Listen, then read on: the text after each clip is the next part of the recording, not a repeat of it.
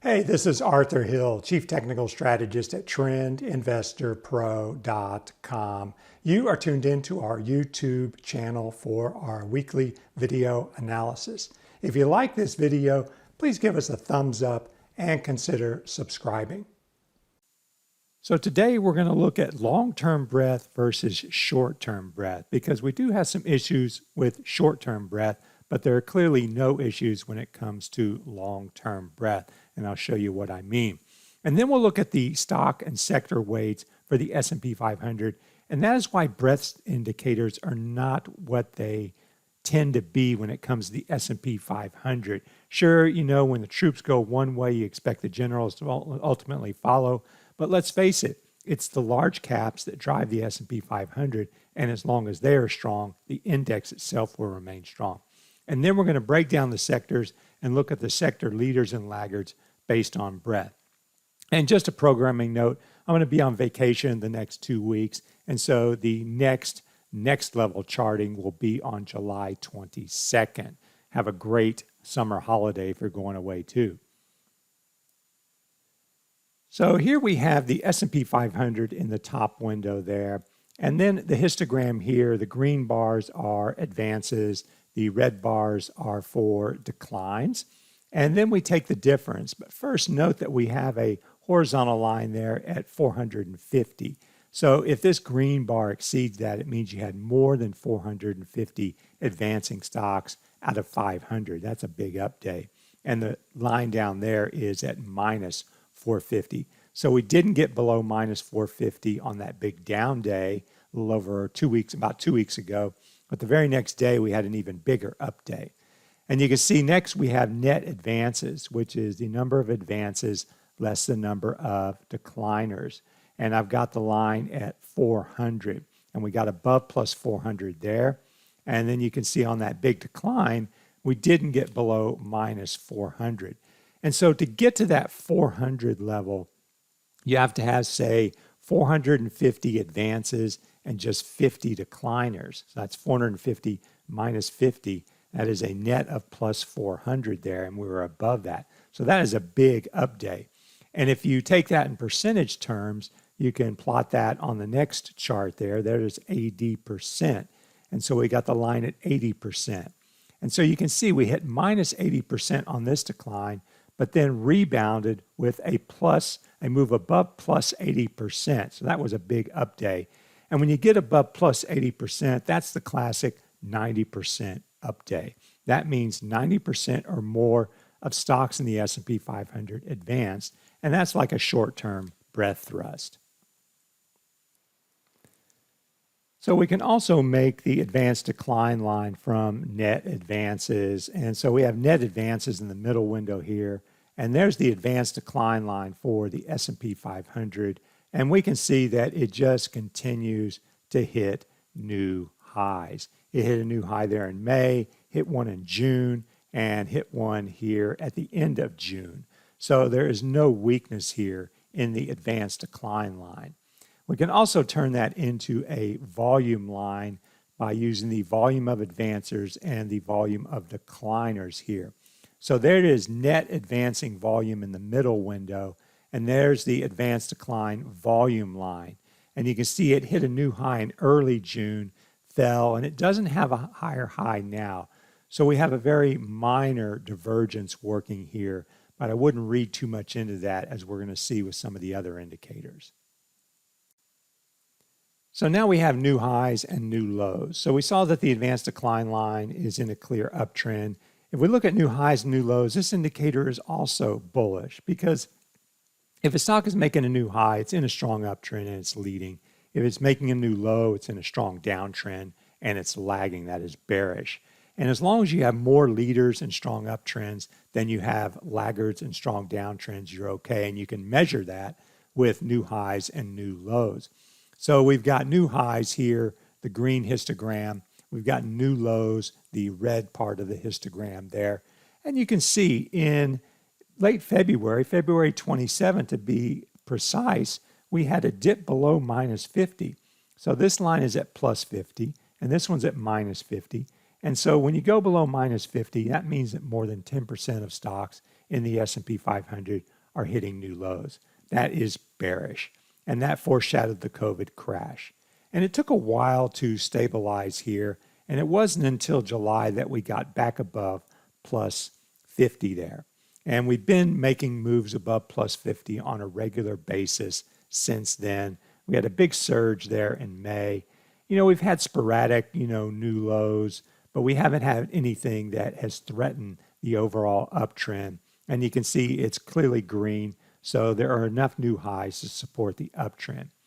This indicator below is high-low percent, which is the number of new highs less the number of new lows divided by the total number of issues in the S&P 500.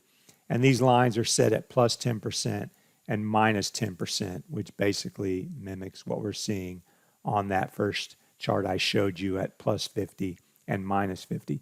But bottom line, we're in bull mode when it comes to new highs and lows, and that's a longer-term indicator. Another indicator is the high-low line. Now, this is based on high-low percent, which you just saw, and it's a cumulative measure of high-low percent. So as long as new highs outpace new lows, this line will rise. It's kind of like the AD line, but it's a lot smoother and more longer term. And you can see I added a 10-day exponential moving average, the pink line, to show when it's rising. And it has been rising since the latter part of April. It had a little bit of flatness there in September. It didn't turn down really. And it has stayed on a steady rise and supported this uptrend in the S&P 500. So until this line, this high-low line, breaks its 10-day EMA, I don't see any signs of weakness in the S&P 500. So here's the indicator that has everybody concerned, and that is the percentage of stocks above the 50-day SMA here. So on this chart, I've got the percentage above the 50-day SMA for the S&P 500, percentage above 150-day SMA, and percentage above 200-day SMA. Now, what's important to remember here is that the percentage above the 150-day and 200-day SMAs, that is more of a long-term trend type indicator. Percentage above the 50-day SMA, that's kind of getting into mean reversion territory. And what I mean by that is when you get a break below the 50-day and you're still in a long-term uptrend, that's usually just a pullback within that longer-term uptrend. And it's not necessarily a precursor to a bigger trend reversal. And if we look back at the percentage of stocks above the 50-day SMA, you can see it deteriorated here, but then rebounded, kind of deteriorated there, flattened, it got a couple dips below 30% there. You had some deterioration here again, but then rebounded again.